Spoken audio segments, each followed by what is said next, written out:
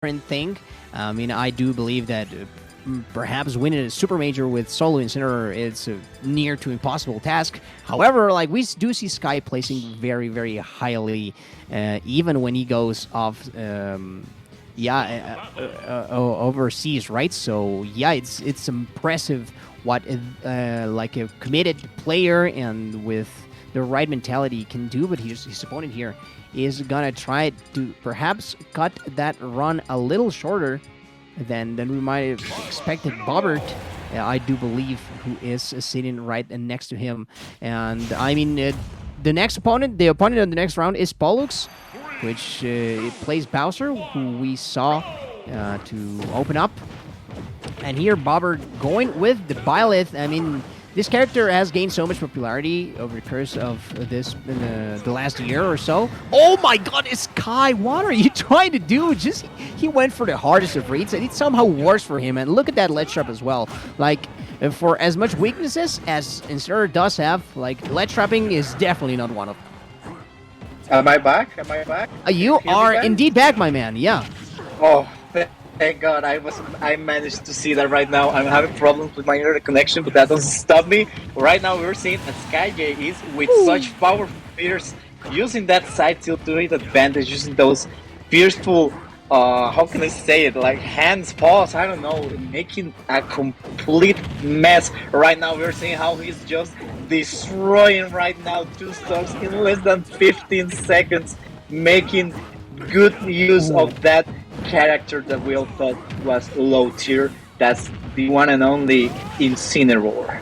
I mean, Incineroar is it can no longer be considered the worst Pokemon of them all. And he almost got the timing on that. That would have been sick, nasty from him. That backer could have also connected and taken that stock away.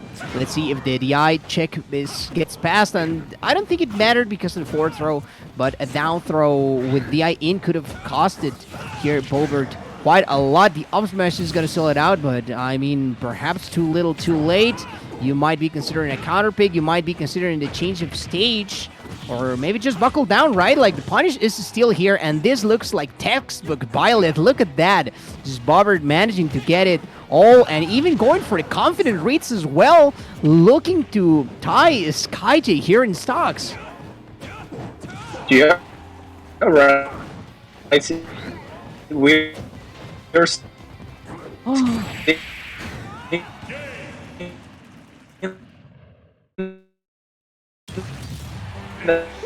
he's trying right now, turns the tide, but what we are seeing here is that may not happen.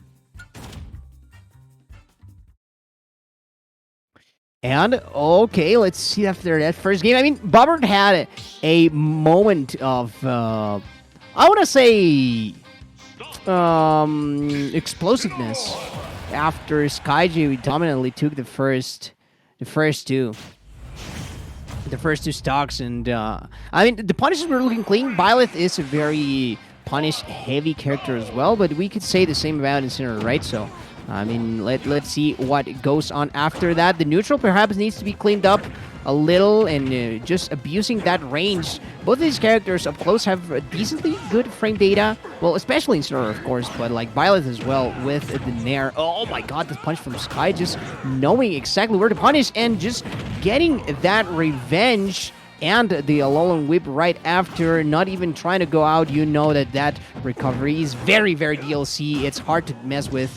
And I appreciate the DI of, like, my man Bobbert knows the setup is farm Incineroar, and that you have to avoid that. Great read. He had the punish right there. He was just waiting to see if Sky was going to pull the trigger on something defensive right before, and the spacing didn't allow him to get anything. Let's take a little time here, says Sky, and just go for the second revenge. Oh, this is going to hurt. This is going to hurt. Just 70% right off the bat. You cannot tell me that this character is the worst Pokemon in the game. Here to parry again. Sky goes right for it once more. And down tilt. Just getting nothing. Sorry, the Nair, just a tech chase, and that was one too many pommels, perhaps. One too many pommels, just Nairing. No, Sky not trying to risk it, not letting the advantage go. This is why he's a top player. He knows his win conditioning.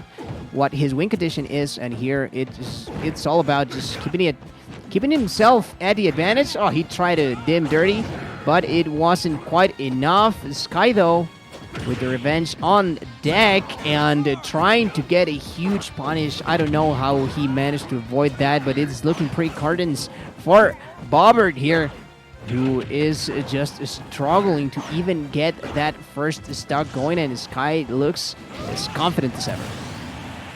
He is right now getting that first stock, and he's Bobbert looking in a little bit of trouble with that down smash, taking him off stage. We see the up smash turning up and finish off with a 2-0.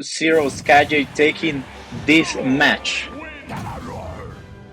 Taking the match in a convincing fashion by the end. I mean, like I was saying earlier, we did see some signs of lucidness from the side of Bobbert, you know, like just showing that he had what it takes as far as the punishes go.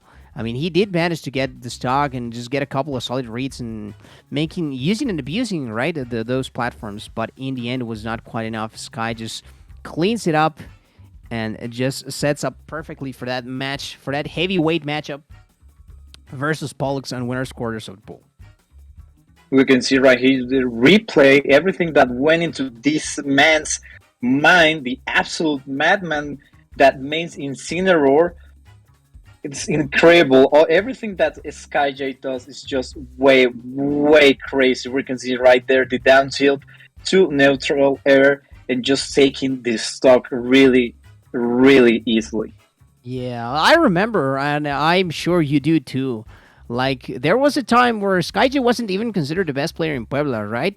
Like, he wasn't dominant in his region, that's what I'm trying to say. Like, he had fairly close competition, but I feel like ever since a while back, and he started practicing more and more, then, well, he for sure established himself as one of the southernmost part of Mexico's best players overall. So I really